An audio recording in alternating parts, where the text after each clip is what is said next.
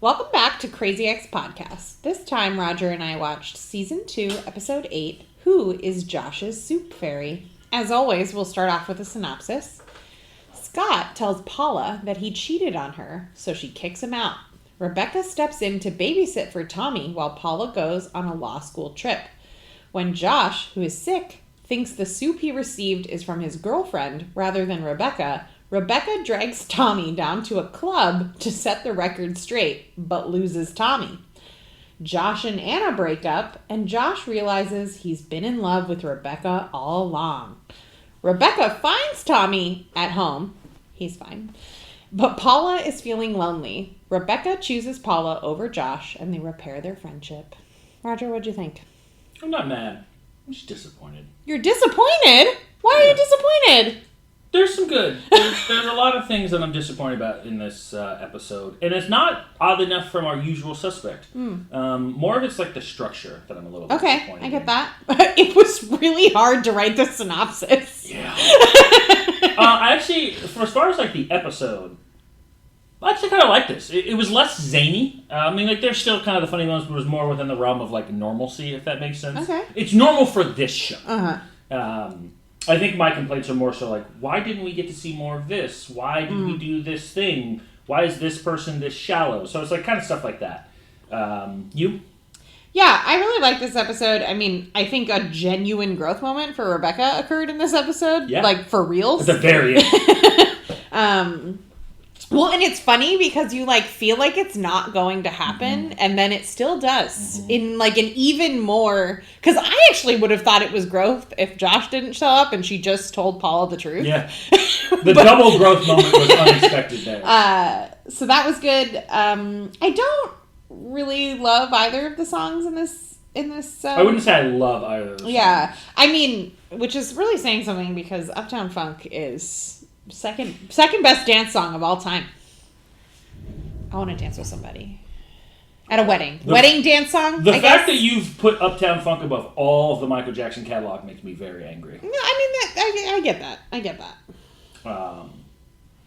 Yeah. No, I don't know that I disagree with any of that.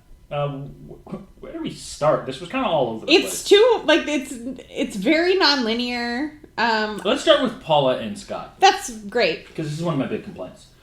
I have no issues with where we got to with Scott doing it, but I think Scott sleeping with Tanya off screen, and we've moved to the point where, because like when we last saw them, it was Scott was disappointed with Paula for not being there for him. She needed to repair it. We skipped all of that, and now we just moved to Scott sleeps with Tanya, kicked him out. That's a huge, like, at least do it on screen. Yeah, I think, I agree. Like, I mean, we talked about this in the last episode, that, like, Paula is the one that fucked up. And not excusing what Scott did. No. But now we've erased all of that. Yeah, but I do feel like this is I think this is a very on-character response for Paula. So, like, I think that, like, it makes sense that would occur.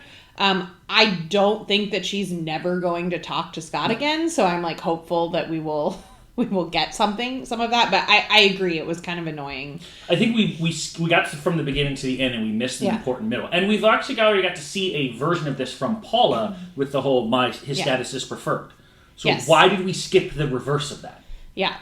Well, and I think that Paula's sort of like overcompensating at the beginning of this episode because Scott is making lunch for his children like an idiot.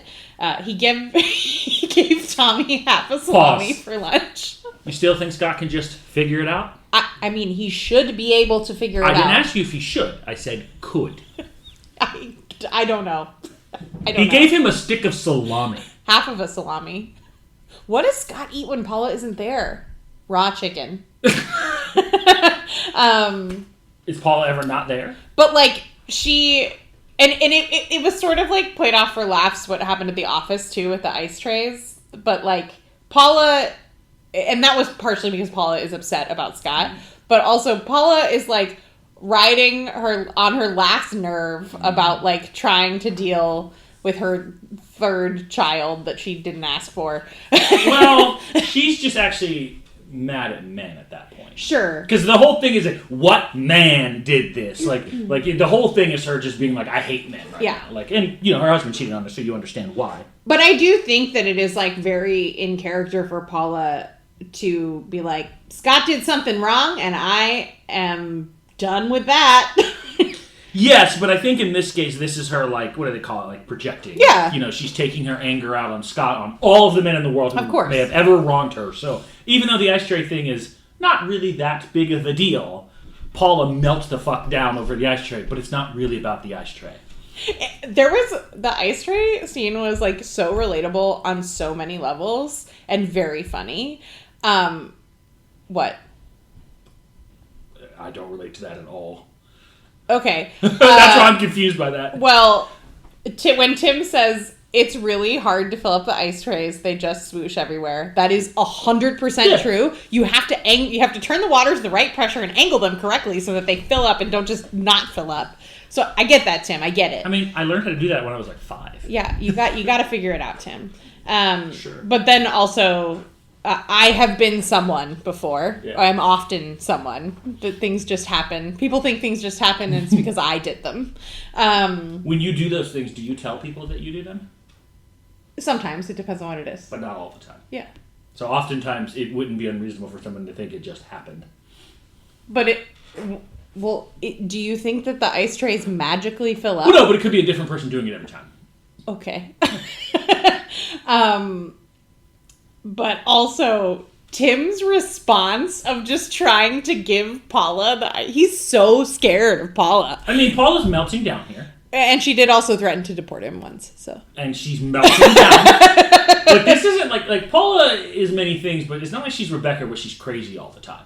So, like, Paula having this, not nervous breakdown, but at least similar to a nervous breakdown, I would be terrified of Paula right now. Yeah. Because she seems like she's about to snap at any moment. Yeah. Agreed. So I was like listening to that, and I was like, the ice tray thing is annoying. It's not particularly difficult, like to fill them. And like he's like, well, it's not difficult to make a sandwich.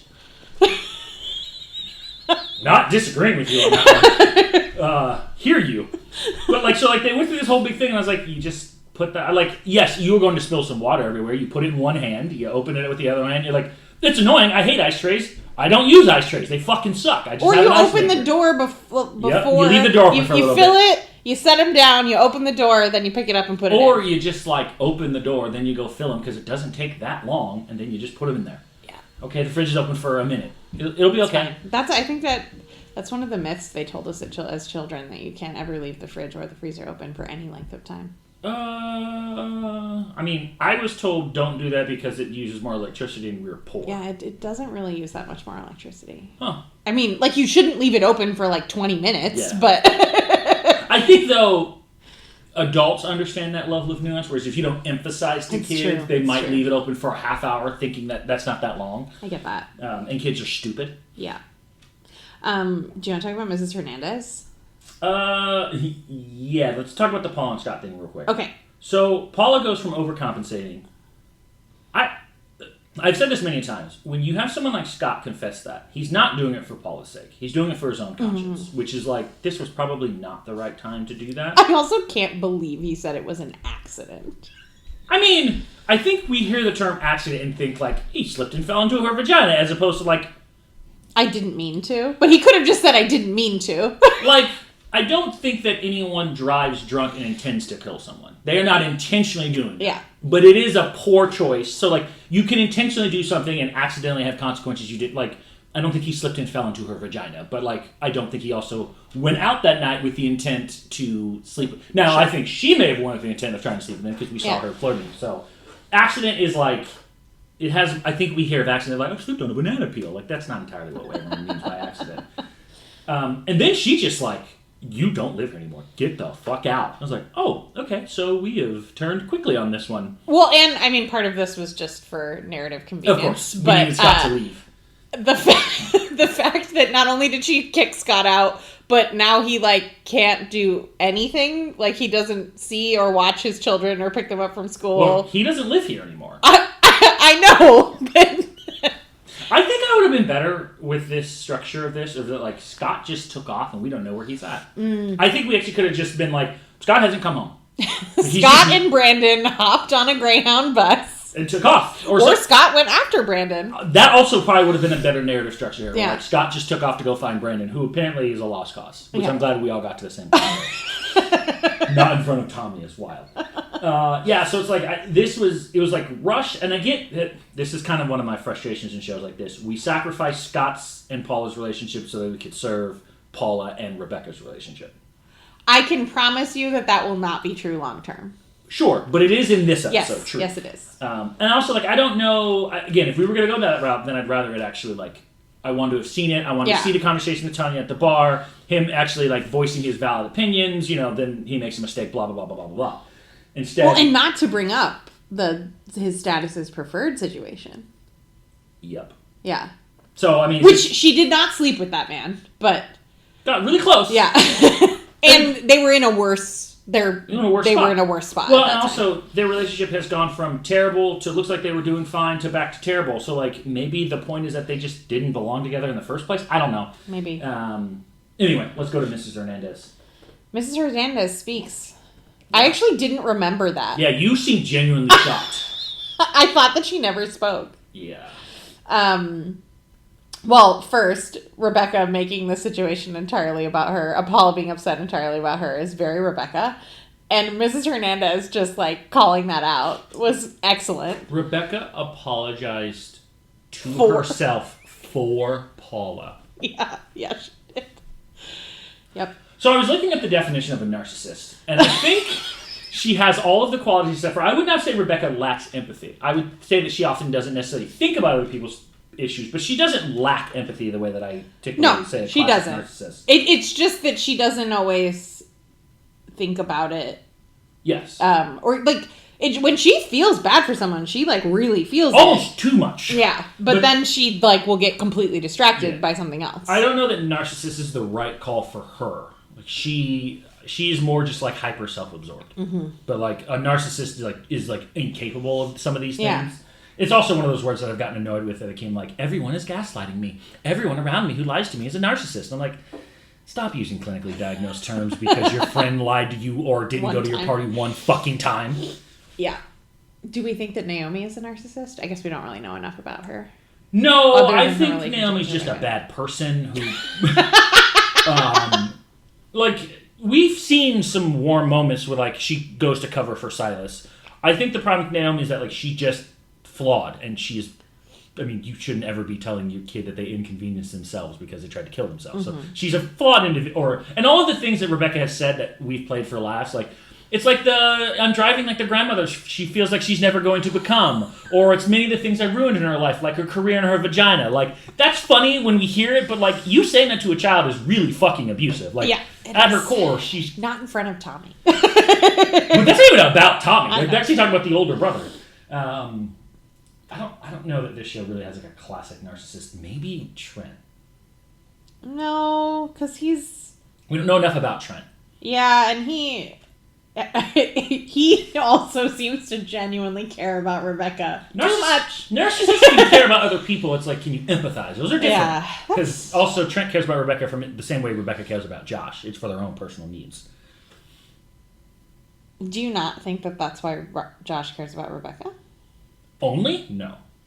I think part of it is for that, and also he has an inability to be alone. Mm-hmm. So that's why he jumps back and forth. But like, Rebecca moved across the country because Josh would make her happy. She didn't move across the country because she thought she would make Josh happy. It was just that like he will be the solution. I think she says at the end of season 1, you were going to solve all of my problems. Yeah. Which is like, yeah, that tracks. So Mrs. Hernandez calling out Rebecca was fucking hilarious. Yeah. This episode was funny. Yeah. There are a lot of like really funny callbacks in this episode. Good lines, good jokes. Mm-hmm. Yeah, no, I hadn't seen her in a while. Glad that she spoke. Quite funny. And then apparently she went back to being mute. So that's weird. She only speaks when Paula needs her. So she is Paula's guardian angel. I guess. A part of me wondered if she wasn't really there and she was a hallucination. A joint hallucination that Paula and Rebecca both have? Yeah. Okay. Yeah. Well, because I don't know that I've seen her interact with anyone else ever. So, who knows? And they seem to understand her. Yeah. Which doesn't make sense unless she's in your head. Yeah. That's a good point. Yeah. That's a good point. What does she say? What is the poetic line when she talks about how you just don't notice it because you're too busy staring at the Narcissus pond of yourself to even notice. Depth. That was a line that I just didn't think I would ever hear in this show. Here's the thing, though. What do you think Rebecca took away from that? Well, that's a good question. Because ultimately she does realize that she was being selfish, but I don't know if it's because of what Mrs. Hernandez said or what. I feel like what she took away from that is, oh my God, she speaks and she's mean to me. Yep, tracks. So Rebecca offers to babysit for Tommy. Yeah, okay. So this is one of those classic, like, I did a good thing, but I did it to absolve myself of the guilt I was feeling for what happened between us. So now I'm going to prove to you that I'm, like, worthy of your friendship again. Yeah, I mean, there's like that episode of Friends. Can someone ever do a truly selfless act if you feel good about what you did afterwards? I mean, that's your belief of altruism, right? That, like, no, nothing is truly altruistic. Why do you think that's my belief of altruism? That's what you said to me. When? When I asked you, do you not believe in altruism? And you're like, yeah, no one ever does anything for, like, everything is... I don't remember that.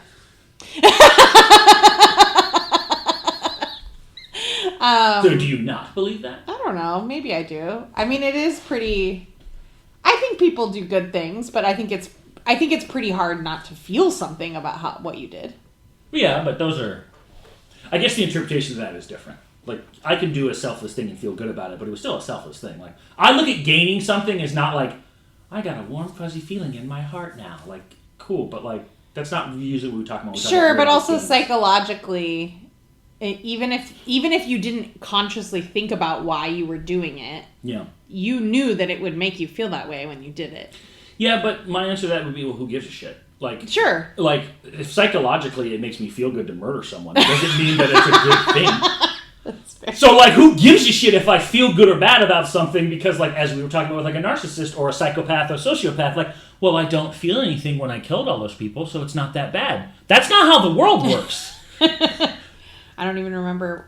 Oh, Rebecca deciding to watch Tommy. Which is, like, a good thing that she does. Like, super glad that she's, like, there for her friend, but, like, it does feel like her forced apology. Well, and I think that's kind of the point, actually. Like, the initial action was at least personally motivated to, like, prove to Paula that, like, she could be there for her. Yeah. But then at the end, she, like, actually makes a choice that doesn't benefit her and only benefits Paula. So those two examples would be what, like, the initial action was not a selfless act. Yeah. The act at telling her in the end what the truth was, that was only going to potentially hurt her, was selfless. It might alleviate her guilt, but it was probably going to backfire. Yeah. That was a good thing for good sake. They really tried to layer in a lot here, too, with the, like, addressing that, like, the mommy shaming that we do, like, in public. Like, the podcast, the way that they do the song with the podcast is, like, a really good example of that. Mommy shaming? Yeah, like, if I were a mom, I would do it better than them. Sure, they're not doing it right. Being a mom can't be that hard. And then, like, Rebecca tries to do it, and the whole house is disgusting, and she loses Tommy. You know what's an odd concept about that? Is there anything in life that we don't, as humans, do say that's not good enough, even though we all lack the ability to do everything? For example, it's stupid to say you can't criticize the president if you've never been president, even though we all know most of us has never been president. I can still criticize the president as fucking up. Doesn't mean I know how to be president. I look at an NFL quarterback. I can't make that throw 55 yards down the field and throw it through a keyhole. He's still fucked up. Well, and part of it is about... I mean, sports is a little harder, but, like, part of it is about empathy. Like, it is hard to be president, and I don't know how to be president. Absolutely. If you recognizing that is, like, part of the... But that's true for music. Like, of course. Like, everything that we do, whether it's, we criticize the writing on a show. It doesn't mean you and I are great creative writers. But I think that part of the... I mean, maybe it's true of everything, but... A lot of people do think that, like, being a stay-at-home mom, which Paula is not, is easy. They're like, well, that's not working. That's just taking care of our kids, which is hard.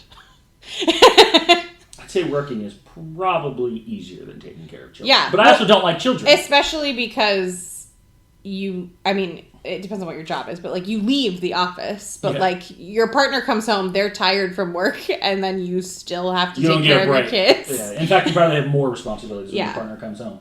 The other thing that is strange about that is that I'm always like, but we do know that, like, let's assume that there's a bell curve on anything, right? There are good parents and there are bad parents and there are good parents. Criticizing a decent amount of moms might be valid. Like, it's not like everybody's mom is good. And yes, there are nuances to a lot of situations, but like, yeah, it's probably not wrong to be like, you shouldn't be feeding your kid McDonald's every day. That's just factually true, because we shouldn't be eating McDonald's every day, as opposed to, you know, pick a whatever scenario, like, you know. And also, things change over time. Like, growing up, my generation believed that spanking your kids was okay. We've kind of evolved a little bit to like, hey, abusing your kids physically, it's not really the right way. It doesn't mean that all of our parents were monsters. It just means that like we learned and we evolved and we got better. So like the criticisms were valid even back then. We just didn't understand why. Yeah. I mean, we learn new science stuff too. Yeah. Yeah. Yeah. Tommy is still a delight. Tommy is a great character. Okay, you babysat. Look, I understand that being a mom is hard. Babysitting a kid for 2 days is not that difficult. I'm sorry, it's a almost teenage boy. I could babysit Tommy for 2 days and be fine. Yeah, I mean, Paula's kids seem particularly devious, so that's... Do they seem particularly devious, or they seem just normal? Like, compared to you, they're particularly devious? Compared to all boys who grew up in the 90s, that kid, like... He went to go buy porn. Okay, Tommy, I guess. Brendan's a lost cause. We're not talking about machete-wielding psychopath. I'm talking about, like, everything that Tommy does in this episode is a pretty normal... In fact, he's actually... Instead of when he disappears in the end of the club, he just goes home. He could have gone anywhere. I also love that his like the picture that he took was himself holding the like toiletries in the bathroom. Like, he actually seems pretty responsible, which when you think about like how absent Paula and Scott can be at times, he actually gives a lot of the kid who raised himself, and like his older brother isn't there either. He might be the only one raising him most of the time. We also had a very long debate and never really answered, but how did he buy that Playboy? My assumption must be that he gave someone $100 to buy him. Or much like the bouncer, they just didn't care. Yeah? It's possible. Yeah, that bouncer was creepy as fuck. I thought there was sex going on here, but now that I know it's between you two, I'll just sit here and watch. Oh, gosh. And he just let Tommy in the club, even though he's definitely not a 27-year-old. Named Manuel? Yeah. Yeah. Also, okay, Rebecca, did you procure a fake ID for a child to go into an adults-only club? She definitely did that. So, you know, like, I know that we said don't leave your children in the car. But, like, in this scenario, is that safer? He also... I guess home. I don't... He's not 13. So he's 12? He's above 8 and younger than Rebecca. Well, he's in 6th grade. So, 11 to 12. Okay, yeah, he should be able to be alone. I don't know these rules because in the 90s we just did some wild shit. My parents left me alone at that age. Same. But I believe... Yeah, but you were more responsible than most people's parents. You can't be the barometer for children being left at home. I believe that you can babysit another child when you are 12. Yes. So you theoretically if you can be left with another child, you can be left alone. So it's not unreasonable. I mean, not overnight. But for a few hours, like from 4 to 9, it wouldn't be unreasonable for be like, Tommy, here's food, stay at home, don't kill yourself. Yeah. You'll be fine. Go read your... Playboy. Yeah. You can have the Playboy and I won't tell your mom if you stay here and let me go to this club. Also, I do like that Rebecca tries to... And I've heard some women make this thing, like, why are you boys just fascinated with boobs? I'm like...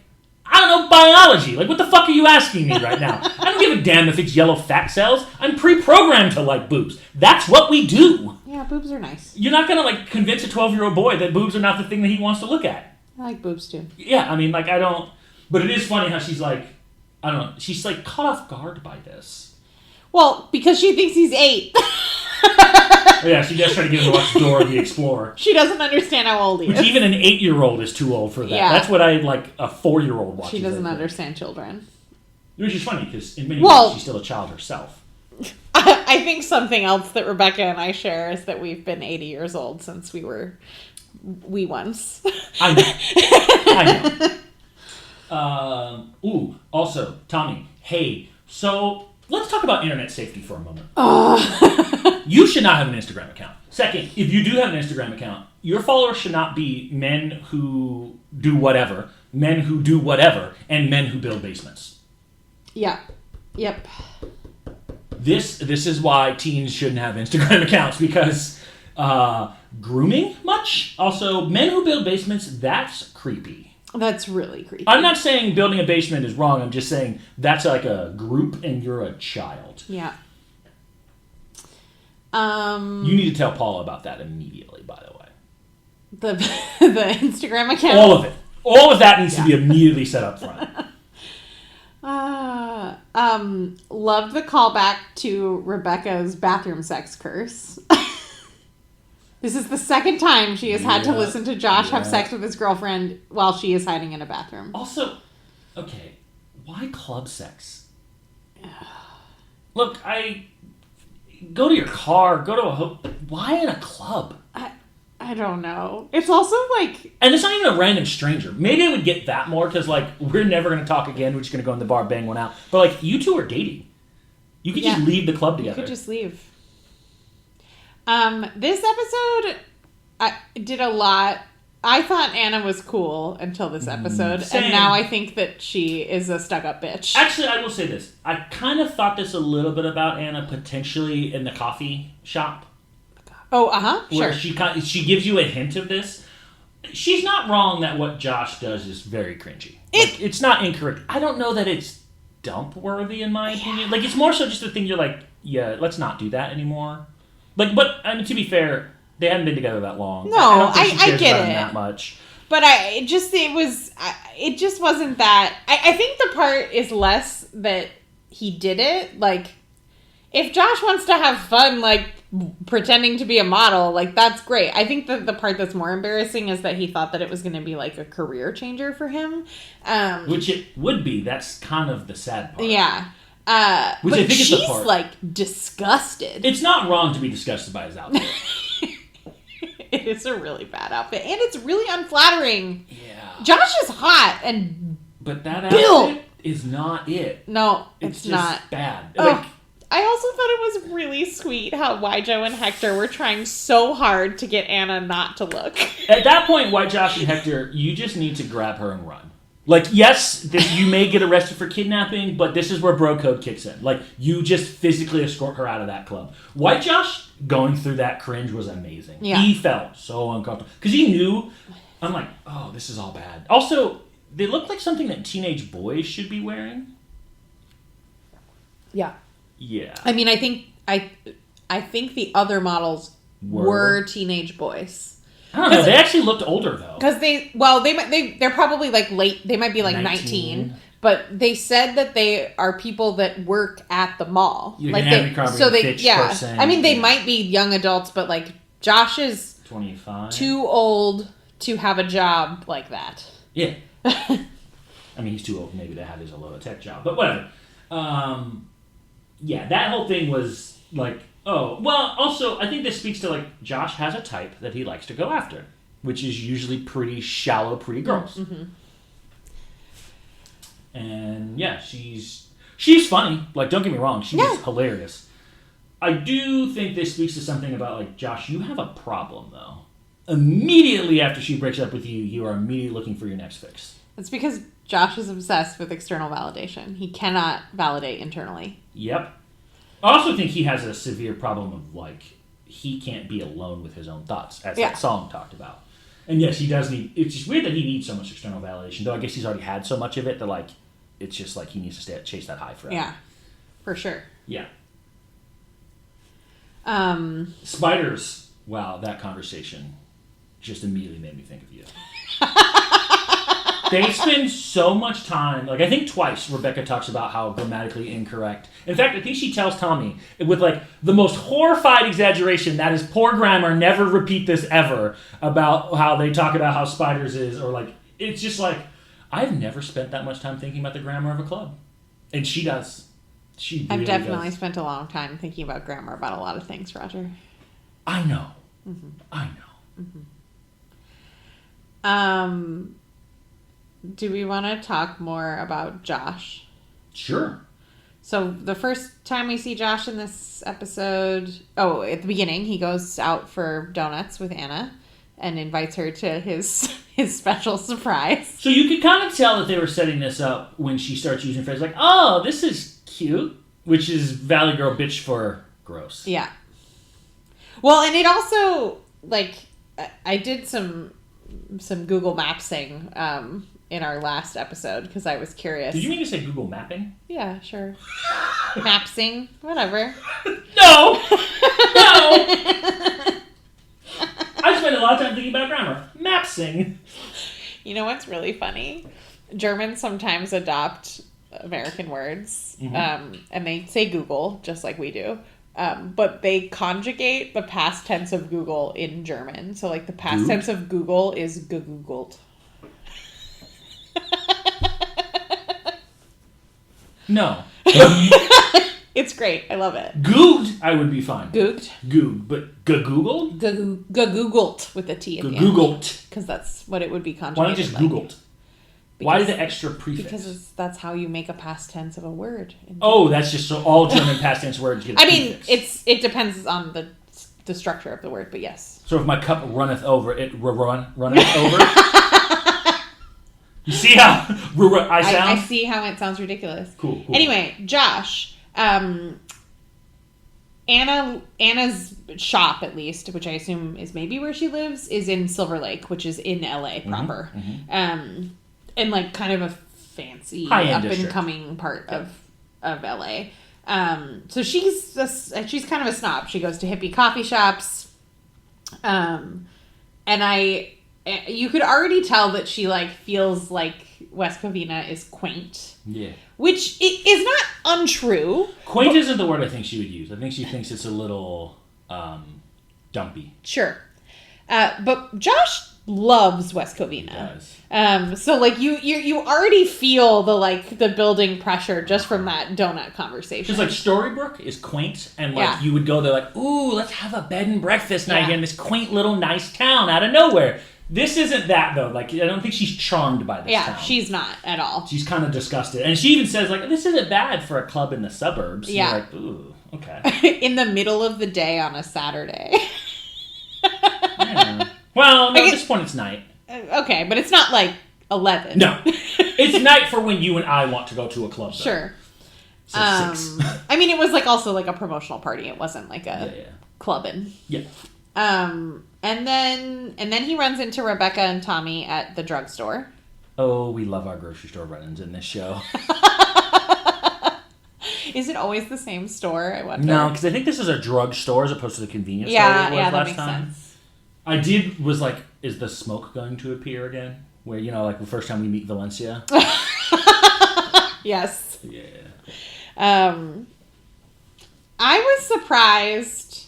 Well, I guess I wasn't surprised, but Josh had that look on Josh's face when he saw Rebecca. He was like terrified.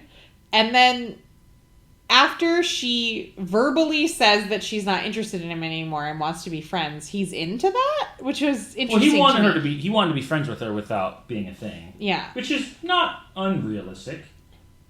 And she finds out he's sick, so she sends him soup. Which is, again, actually seemed just nice. Yeah. Like, it didn't seem like she was trying to get him back. She was just trying to be nice and... I think she wanted... I think partially she's trying to prove to herself that she can be friends with Josh. Yeah. Because the way that she writes the note or that she verbally tells the person to write the note is so specific. Yeah. Because she, like, wants it to seem like she's a caring friend. Yes, absolutely. Which is definitely personally motivated. But she does, she thought to do that, which is nice. It does give a little bit of the vibes of Josh and I are good people. Yeah. Like, I'm going to prove to you that I am a good person. Yes. But also, like, a really bad person just wouldn't even think about getting someone anything. So it's both, right? Like, yeah. Well, and also in contrast to, like, his girlfriend did not think of this. No. Just didn't care. And it also was really funny in like a post-COVID world because like I think that his reaction was not wrong. Like that we used to interact in that way where it was like, well, she wouldn't even get close to me because I'm sick. Yeah. But it feels different now. Yeah, post 2020, I'm like, oh, hey, you got the plague. I'm gonna need you to. Over there. Yeah. But it is his face when she first says hi, and he has this like, oh no, like just immediate dread. Yeah. Because like, and to be fair, why does Rebecca not understand the concept of money? Tommy says this is a $100 bill, and instead of going, oh, too much, she goes, okay, here, and just gives him more. And I'm like, what did he buy? I know, and he just kept all that money. Also, what is his allowance? Well, what did she say? He said it was 5 times his allowance, but even if it, like, would she give him, like... a 20, so maybe he gets $30, or maybe she gave him a... That seems like a lot of an allowance for... a 12-year-old? When there's 2 kids, and Paula and Scott are not the most wealthy. It's a lot of allowance. Because I feel like $10 a week felt reasonable when I was a kid, which means you factor in inflation, it's probably going to be around $20. Yeah. I don't know. Yeah. But she just gave him $100. Like she's just tearing $100 bills. Well, and then we don't even know how much she gave him the second time. Yeah, maybe she gave him another bills.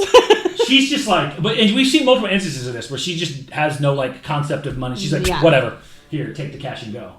And then so this felt like kind of a callback to that awkward conversation when she did the bad makeover. Uh-huh. And that the whole thing was just bad. And this time it was like more of a healthy, normal conversation between like 2 people who like had an awkward breakup, but like we want to be friends. And then obviously she takes it in her typical Rebecca fashion and goes over the top. Also, he's buying like 3 huge boxes of tissues. By the way, my man, you're not going to be that sick. Calm down. Yeah, especially because he told Anna that it was just some white postnasal drip. Also, probably shouldn't be in a club, by the way, if you're sick. Yeah. I know I think of things now differently post-COVID because it was normal. We all went to work sick. Yeah. We all went out sick. And now it's like, that's gross. It's really gross. Stay your ass at home and bring your germs to just your toilet. It's gross. Gross. So when they break up, Josh figures out that Anna did not give him the soup. And... well, because she tells him. Yeah. I did not. Which, obvious. Because he did not figure it out. Yeah. And then why Joe figures out right away that the soup is from Rebecca, because Hector did some sleuthing to find out who sent it from the soup shop, which is pretty good. And Josh thinks that it's from Shakespeare. That's the greatest thing ever! Oh, well, it was quoting Shakespeare, so who must it be from? Shakespeare. Or Rebecca. I will say, when he said that, the light clicked in my brain. It's like, that's why Chelsea hates him so much. He's just so dumb. Like, there's not knowledgeable, and then there's the level of Josh dumb that is like, oh, you're dumb. Yeah. Josh, for example, cannot just figure it out. No. He dumb. I also, Duh is like bottom 5 song for me. You know, I didn't hate Duh. I did not like Duh. I think it's like a Justin Bieber. It's definitely a boy band. Yeah. It gave me boy band song. But not good like Josh's 4 Doctors or whatever that one is. Josh is a boy band. A boy band made up of 4 Joshes. Well, that's a boy band. Yeah. I think this was just like a boy that is a band. Well, like a pop, like you said, Justin Bieber. Yeah. What I'm trying to figure out is why he made the huge jump from Rebecca cares about me made soup. That means we should be together. Well, I think it's 2 things.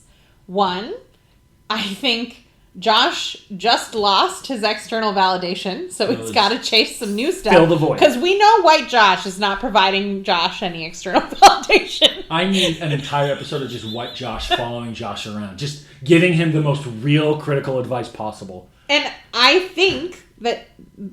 this is why I think that Josh has had feelings for Rebecca the whole time. That requires Josh to have enough depth. Well, I don't know that he... well, he does say it's always been Rebecca. But he says it like he just realized that. Yes. But that doesn't... I'm saying that it was in there, and he's just now realizing it. Well, I mean, I think we both agree that, like, Josh likes the way Rebecca makes him feel. Yes, for sure. That does make sense. But that is a huge leap to go from... Because he broke up with her and said that, like, I can't do this, and then goes from that to, you're the one for me now. We covered a lot of ground in a short amount of time there. I guess, to be fair, he did not say when he, like, shows up at Paula's house. I mean, he felt an urge to, like, make a romantic gesture, but he didn't say, I love you. He didn't, but he did all the things that someone who says I love you does. He did. He ran out of the club to run to her house. Without his phone or his keys. I don't want to talk about that right now. My man is dumb. But, like, he basically did the, like, end of the romantic comedy. I'm, like, realizing that the bitch is not the right one for me. I'm going to run to you, my one true love. Like, this is basically every cheesy rom-com I'm sure you've watched. Yeah. Why?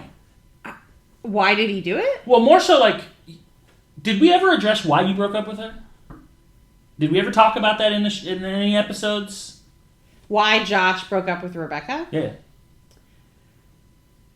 That's a good question. No, because I mean, we've had the discussion, like, because you've always framed as, oh, he's doing the wrong thing by sleeping with her and staying, blah blah blah. But, like, we never get Josh's perspective on it. We get Rebecca's perspective on that. So we don't even know what was the impetus for you saying I've had enough, and then what changed that as well. I need, like, both the change and the change back. Well, and I also think that Josh, even if he can't articulate it, which he probably cannot, and he does articulate it to some degree. At some point, but this feels less tied to Greg now that Greg isn't here, and he felt bad about Greg. He should have felt bad about Greg, mostly just because of what Greg was going through. Yeah. That is reasonable, but again, I still would need when they break up. Greg isn't gone yet, right? I don't think so. But he's out. He's got a foot out the door. Yeah. Yeah, so I think that was just a bit too quick for my taste. Like, I'm okay with him, like, starting it, but again, much like the Scott thing, I feel like we just skipped all the way past all the stuff that we need and just got to, okay, he's gonna, like, run and, like, show up at her door and profess his love. Like, sure, he didn't say I love you, but you're like... But it does... I agree that that's frustrating, but I actually do think that feels very Josh. To just feel like... This person made me feel so good because she thought about me, and I'm literally going to chase her. I mean, I guess. I don't know that I've seen anything that indicates that. Because, like, I've seen the things that indicate, like, he can't be alone and by himself. Mm-hmm. So the first girl that gives him attention, he's going to run right into that. Totally makes sense. But, like, I don't know that he's definitely seemed to, like... He never seemed like he was chasing Valencia. That's true, but he didn't have to chase Valencia because Valencia was chasing him. That's true, but it never felt like chasing more with him. It never felt like he was chasing her. Like this is the first time I've seen Josh chase. I guess is what I'm saying, and I don't know that I've seen any sort of. In fact, I would say Josh has never shown a level of ambition to imply that he's willing to chase anything. Well, and he even said it when she asked him to leave. He said, "I will not give up." Which is not, like, if you think about, like, he didn't actually chase Anna. She just appeared. Mm-hmm. He didn't, like, he and Valencia went to high school together. Mm-hmm. Rebecca moved across the country. Like, Josh doesn't chase. He just exists, and it falls into his lap. This is a surprising and stark change in character. I just think that I do not think that the external validation is a change in character, and he found... The most externally validating person that he could find. Which, that's reasonable. It's just I'm surprised that he's taken such an extreme approach to getting that for the first time now. Yeah, that's fair. And look, again, maybe, we talked about this with Greg. When you go through, like, big changes, you have to be careful because you're prone to make... But, like, his 2-week, 3-week girlfriend breakup is not what, like, Valencia breakup. No, of course not. So, yeah, it's an extreme reaction. Okay, and then I guess lastly, Paula comes home early because she's sad. Yeah. That thing that she says about how her father told her she could never make something of herself or her husband would leave. Just, damn! Paula's got some stuff she needs to deal with. When you first said that, I was like, God, Naomi said that to Rebecca? And I was like, oh God, that wasn't Naomi. But it sounds like her. It does sound like her. I guess I'm not surprised, because I've certainly heard plenty of women talk about, like, men feel threatened when you have your own career and don't need you and blah, blah, blah. So that does seem to track. What a fucked up thing to be taught, though. It also kind of explains her feeling about, if you think about, if her father says something like that, it also sounds like something that her father would have talked to her about abortion and said, well, this is what 14-year-old girls on prom night do. Yeah. Like, that seems to course. be similar type thinking. Like, you don't do this because this is irresponsible and only a child should make that. Yeah. Well, and if you think about that song, Maybe This Dream song, the Disney Princess song, The shit song? Yes, the shit song. The poop dump cramps. If you think about that, it like makes it even more like, wow, Paula really can't have nice things. And then Paula's gotten pretty unlucky in life, but she also kind of has done it to herself. Yeah, for sure. Yeah. We talked earlier about this, but I really like how they structured that scene, because they like set Rebecca up to almost tell her the truth. Yeah. And then Tommy shows up. Yep. And she like he goes in with the lie. She's like, okay, but then there's like a moment right before Josh shows up where you like think she's gonna say something, and then Josh shows up and you're like, well, now of course she's not gonna say something. And then she tells Josh to leave, and she calls Paula her family. Sorry, that's my tear trigger. Gotcha. Yeah, no, I think what was interesting about that, and this is one of the things that I've heard this from parents that I know, people always think that like you just got to be perfect, and it's like, oh man, you're gonna fuck up with your kids so much. Yeah. Like this idea that, you know, and a lot of the stupid mommy podcasts or the books or all the dumb things are like, if you do any of the things wrong, you're gonna create like a narcissistic sociopath. And it's like, well, A, you will fuck up your kids. It's just, your kids are human. Second, it is impossible to be perfect. Yeah. Like it just is. Like you're going to do something, you're gonna lose your kids in a Barnes & Noble for a weekend. Yeah. It's gonna happen. Well, and to be honest, if everything always goes perfectly with your kids, You're gonna fuck up your kids. Yeah. Like they won't be able to deal with conflict when it arises. There is no perfect answer, because there is no right answer. There's just you do your best and hope. Well, and that's it. Like you do your best, so hopefully most of the time it's okay, and then when it's not, they're still gonna be okay. We know what is wrong. We don't know what is right. Yeah. Punching your kid in the face every time they make a mistake, that's bad parenting. Sure. Yeah. I did like that, because she tells her the truth for no personal benefit. It's Yeah. just the right thing to do, and good on her. I will say I didn't love the way she phrased I am a mom now and I have priorities. That felt weird. I was like, well, you're not a mom. Like, you're... I think it was just supposed to be a funny callback to the song, but I think it was, but it's definitely one of those, like... I agree. But the problem is with Rebecca, I never know where the line is. Well, also, you can't say shit like that to Josh. He's not going to get it. He's going to think that you had a kid. Because also, you know, the last time you got, you know... You told him you were pregnant. So, you have to be careful with these kind of things. I don't have anything else except for a lot of lines, actually. I mean, I have 6 lines. I just think we hit... Yeah, I think we hit... want to talk about Heather real quick, because we didn't really touch on her. I love that Mrs. Douche... Miss Douche told a woman, maybe you should stop douching. And the woman went, nah, I'll just take another free douche. I'll have another douche. Great. Just great. Also, Heather's whole thing in this entire thing where she's like... Heather is the best thing to happen to Rebecca, because she's so overt with like... She's almost white Josh to Josh. Yeah, definitely. Where it's like, oh, you mean you're sorry that you lost a child?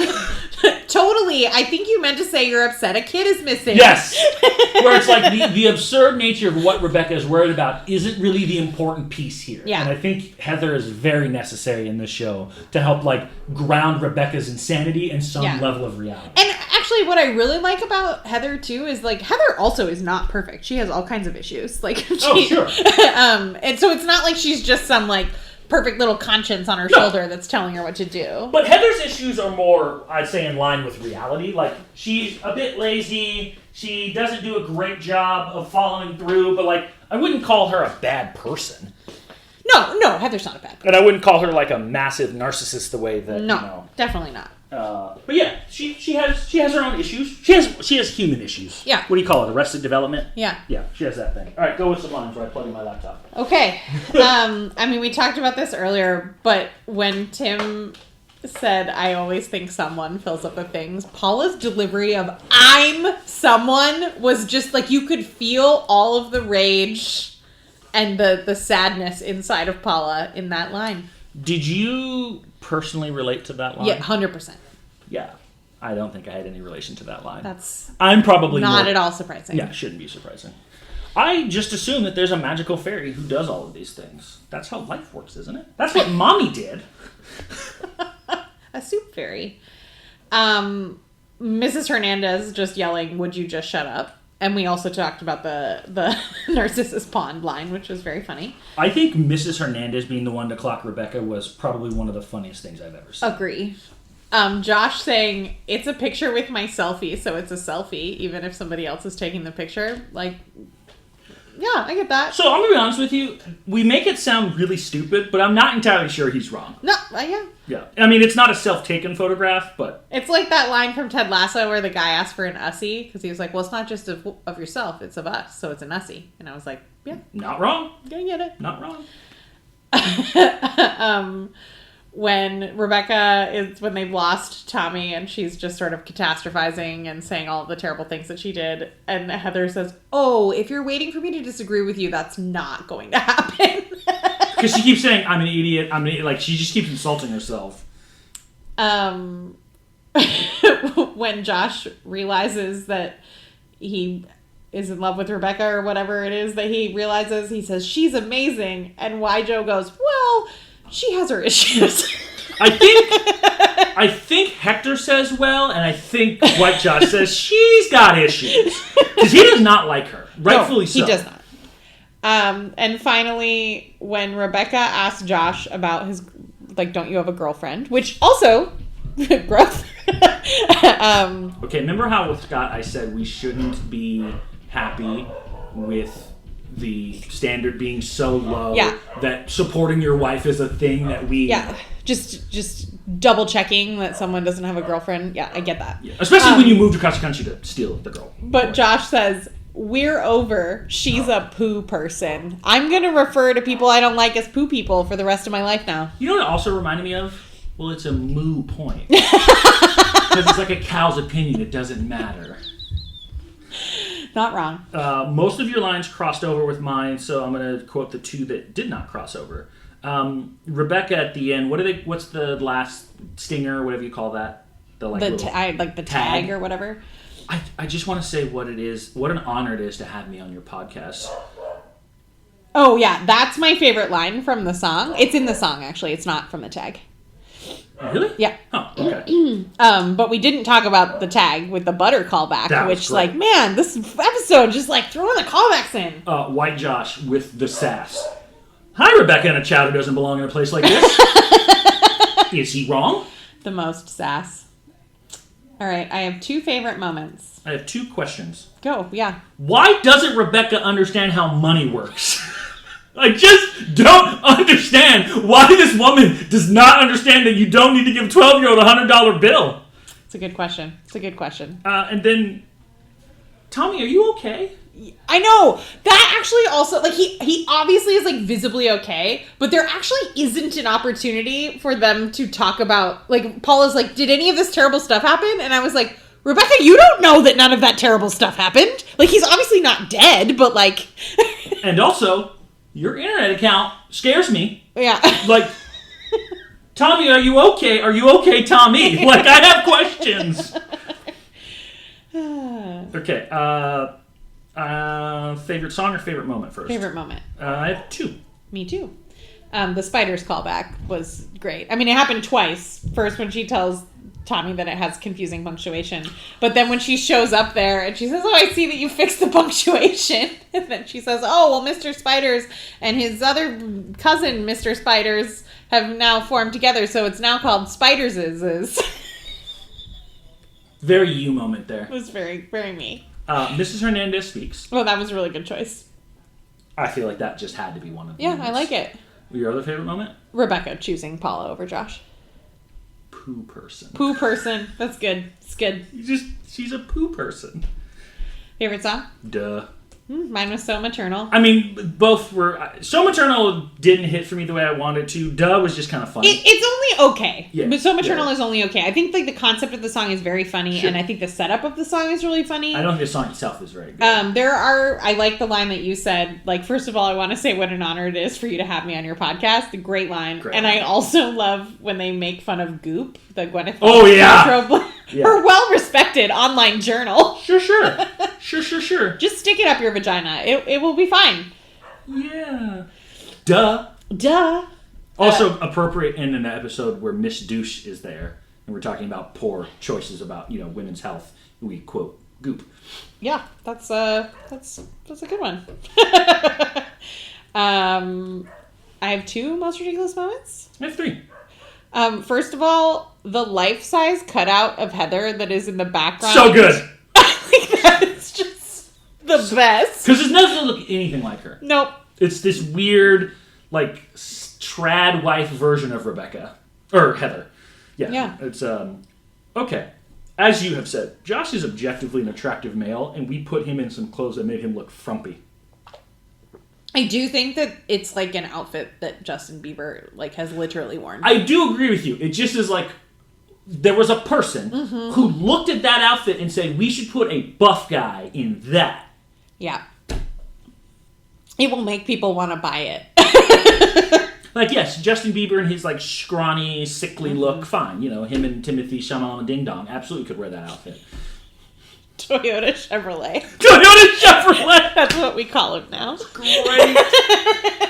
You have one more. I have 2 more. Rebecca lost Tommy in a club. Mine is Tommy's fake ID. Manuel. He looks like a Manuel. That Rebecca obviously... Either Rebecca procured for him or Tommy procured and she like had no questions. Maybe he already had that. Maybe he did. Actually, you know who had it? It was Brendan's. Oh, yeah, that makes sense. That 100%, tracks. 100%. And he just knew where he had it. I'm really stunned that you don't have this ridiculous moment. Rebecca's ethnicity is what? Jewish. And she's Sikh-heeled? Yeah. Yep. Both of them, what the fuck? I know, I was like she was clearly trying to make fun of that woman, but I like didn't understand the joke. I did get it. Same. I also was like, that was... And like, it's obviously, again, done for laughs, but you're like... Yeah. No, that was a good one. Weird thing for a very Jewish person to do. I have 1.5 losers. I have 2. I have 2 losers. Well, I have 3 losers. Okay. Josh is the obvious one here. I actually don't have Josh. That is surprising. Everything seemed to go bad for Josh here.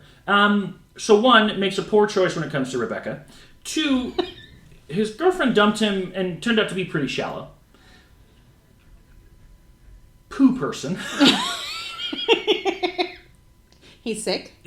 Well, that's a temporary condition. The fact that Josh thought that a mall modeling gig... Yeah, that's really sad. ...is a big career move. Like, look, we've all been in a phase in our life where, like, you're just going through jobs, but, like, that shouldn't feel monumental to you. And he thought, like, he was proud of this. Yeah. Like, I think that was more or less like I'm not even angry, I'm just kind of disappointed. Yeah. And again, there's nothing wrong with, like, if that's what he wanted to do and that's his thing, so be it. Like, he really likes Aloha Tech and, like, but, like, I think he thought this was, like, we all think this is cool. It's like, yeah. Oh, buddy, this is all bad.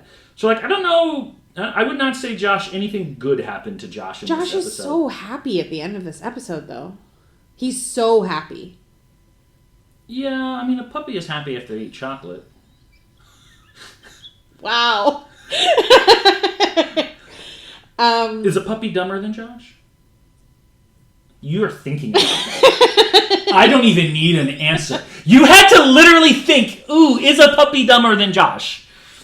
Okay. Yeah. You had 1? I have 2. I have Anna.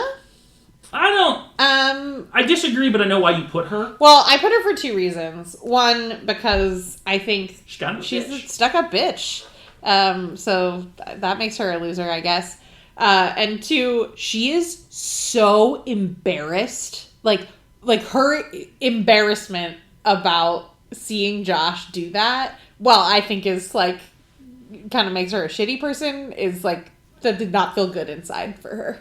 I think she was grossed out by it, but like I think despite the fact that I disagree with her shallowness, if that's really how it makes you feel, she made the right call. Like we're not. Oh yeah, that's for sure. So I have. She didn't really lose anything. She like truthfully, the reality is she obviously didn't care about Josh that much. Yeah. Because anyone you care about, that wouldn't be that big of a deal. It would be a thing we laugh at. Yeah. Like I would mock someone. Like my wife does that. We're laughing at that at the end of time. But like I'm gonna break up with you over that. Like that's funny dumb. I have Scott. Oh yeah, that's a really good one. I feel like that is for all the reasons that we talked about before. And then I also have Paula. Yeah, I also have Paula. Paula is sad. Paula is sad. And she feels really good about making up with Rebecca, but she's still really sad. Yeah, and I think, so that's nice that she broke up with Rebecca, but they didn't address the problem with her and Rebecca. They just ignored it in favor of the bigger problem with Scott. Like, they still have a problem with Rebecca not, or as you said, not being a person that she can confide in all the time. So, like, that's great that, like, Rebecca took it on herself to come over and help her, but, like, right now, nothing big is happening to Rebecca. What happens when we get back into that scenario you got to talk about? Something big did just happen at the very end, but like at the time in which she made the gesture, nothing big was happening to Rebecca. And then she did that weird, it's my family thing. But yeah, those are my three losers. Pretty easy. I have one winner. I have three winners. No, mine is just Rebecca. She made an honest, genuine apology and actually learned a lesson for real. Also, fun fact, listeners, Roger's always harping on me about how much I like Rebecca. You and, do like Rebecca. I have chosen Rebecca as a loser more times than Roger by at least 5. On season 1. Altogether. Oh. Yeah, that's true. I think the difference, though, is that because we look at winner and loser differently, like, that's not exactly a fair comparison, because I often looked at, like, did you win or gain something? You're like, did you do the right thing? But she did the right thing. I know, but like, remember how we like even think about like the end of season 1? I was like, I don't think what Rebecca did was smart, but she got the boy she wanted in the end. Like, shouldn't have wanted it, but you did what you wanted. Yeah, I put Rebecca as a question mark. I don't know how I feel about that because I think I agree with Rebecca wins if we just start the episode right when Josh walks in and everything she does from there after, great. But she took a child to a club and lost him. I mean, like, she apologized for Paula to herself. That's really true. I don't want to say minimized, but definitely made it sound like she can just step in for Paula and it's just going to be fine. She does minimize the difficulty of being a mom. I do believe Rebecca could babysit if she were not insane, but like... Also, babysitting overnight is different. I mean, babysitting a 12-year-old really shouldn't be that hard. Yeah. Because like they're mostly self-sufficient. And then, obviously, she goes to a club with a child and then loses the child and is more worried that she's going to end the friendship with Paula, not the fact that the child is missing. I don't know. Let me think about it. I'm on the defense with her. I had it as a question mark. Tommy is happy at this episode. Tommy's great. Tommy had a great time. Tommy had fun. Tommy got to hang out with Rebecca. I think they actually had a really good time. Like, Rebecca as a fun, crazy aunt babysitter does sound like a good time. Yeah. Got $100 and X amount of dollars, don't know, but he made off like a bandit. Got to read a Playboy. Got to look at boobs. Nobody reads Playboy. That is a lie that men have told you for years. I assure you, no one gives a fuck about the articles in there, unless the articles are lefty and righty. Mrs. Hernandez. That's a good one. I like it. You gotta give Miss... First off, she only says 2 things, but both of those things are on point. Yeah. You know what? It's not gonna happen often. I'm gonna add Rebecca as a third one. Oh, look at you. Good job. Well, the next episode is called When Do I Get to Spend Time with Josh? This is me deleting Rebecca as a winner. I take that. Oh, come on! Let's see. We did not get any Valencia in this episode. Nope, no Valencia. Very little Heather. But we got enough Heather in this episode. I am very curious because we have not seen the dynamic of Rebecca with Josh and friends with Valencia. That could be interesting. Yep. Mostly because Rebecca... I think one of the things that we've disagreed with is that I never really considered Rebecca and Josh a couple before. Mm-hmm. They were just sleeping together. If they actually do start dating, getting Valencia's perspective on this could be fascinating because, on the one hand, who knows Josh better than Valencia? But what if Josh actually does become a better boyfriend for Rebecca than he was for Valencia? Oh, man. You don't think she's going to have some feelings about that? Yeah, she might. So it's like, it's a catch-22. If he ends up being a bad boyfriend, Valencia's going to hate him because you treat my friend like shit. But if he's a good boyfriend, she's going to be bitter that she didn't get that Josh and she got him for 10 years. Well, and it raises questions because, like, the main... I'm not saying that they haven't discovered... bonded beyond that, but their main point of bonding was we don't like Josh. Yeah. So, like, is their friendship real, or is it just shared anger? Yeah. We did not get any Daryl. Yeah, no Daryl. I wish that Daryl had been in Spiders. Yeah, Daryl would have been hilarious in Spiders. I think the number one question is, so what do Paula and Scott do now? Yeah, I think that's a really good That's question. a question. I also feel like this episode was the first time I felt like Greg's presence was missed. Yeah, I agree. He would have been really good in this. I think White Josh can cover some of that, but I don't think we have a person who is close to Rebecca who is bitter honest to her. Like Rebecca, Heather. Yeah, but Heather isn't bitter about it. She just kind of like mockingly calls out the absurd. Sure. Like, think about like Josh and I are good people, and Greg be like, no, you're a terrible person. Like he was just so frank and direct with her in the way that like Paula's not that way with her right now. Like we kind of needed that like Greg perspective. White Josh probably needs to be that person, but he also just can't stand her. Yeah, I think that's true. Yeah, I also we haven't really had all the other kids, like because we don't go to the bar as much anymore. Christmas missed Greg. Yeah. So we like lost that. We don't see Daryl's daughter, so it's like. I actually hope we get more Tommy. Tommy's pretty funny. Really He'd be good. interesting to watch. It sounds like Anna is gone. Anna's gone. 2-episode little mini arc. That's fine. Yeah, I mean, I think this might be the high point for Rebecca for me in this season. You're gonna be so upset. Like I'm just like looking at the names of the episodes. Like you're just gonna be so upset. You're gonna be so upset. Awesome. I do think that you are going to really like the new character that gets introduced. Here's my question. Do we ever get Mrs. Chan's thoughts on Rebecca? Mrs. Chan's. Yes. Like, have we gotten them so far, or will we get them in the future? We have gotten some so far at a surface level. Because Rebecca is objectively a great on-paper girlfriend. Yes, you will get... Because I think that is a piece of their dynamic that Because the one thing I've always said is that, like, moms often pick the wrong girl for their sons because they have, like, an idealized image of what they want their future, daughter-in-law to be. But that's not often what the son wants. Now, maybe what the son wants is also wrong. You probably need some sort of hybrid. Yeah. Well, please be sure to join us next time when we watch Season 2, Episode 9, When Do I Get to Spend Time with Josh? And we will see you next time.